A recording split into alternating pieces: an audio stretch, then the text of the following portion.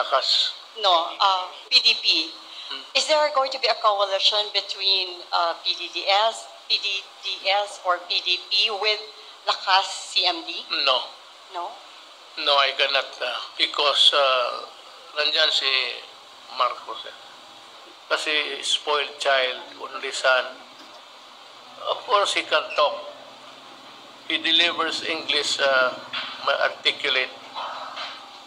Pero ang-aral kasi kung saan-saan sa labas. Pero sabihin mo may crisis, gano'n.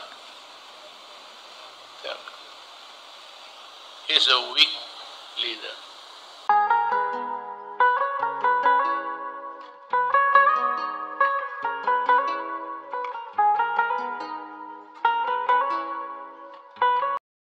Kung ako po'y matatakot dun sa mga pagbabatikos nila, hindi ako PDP. Ako po'y PDP.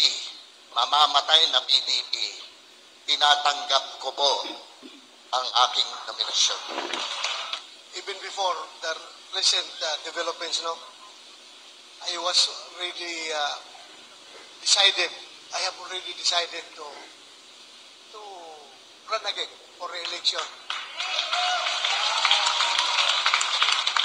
Lalong-lalo na ngayon, halos araw-araw, kung makita nyo dyan sa Quad Committee ng House of Representatives, araw-araw binubugbog tayo.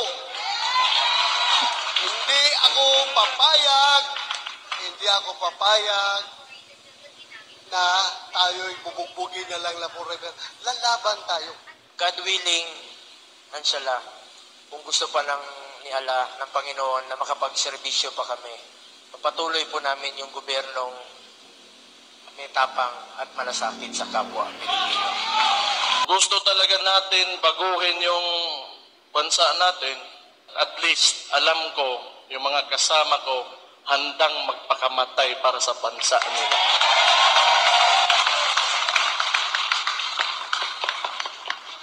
Yun lang ang kailangan ko. Kahit konti na lang tayo, basta alam ko lang yung kasama ko, yun din yung nasa puso at isipan. Wala akong problema dyan. Ubanta mga matay tanan kung patyon nila, pero usara nas tong kasakasing ugunahuna ang atong nasod ang mahal nating Pilipinas.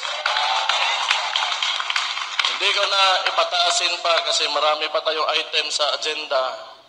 Again, welcome, and again, I'm very thankful for having me as your Executive Vice President. Thank you and good evening.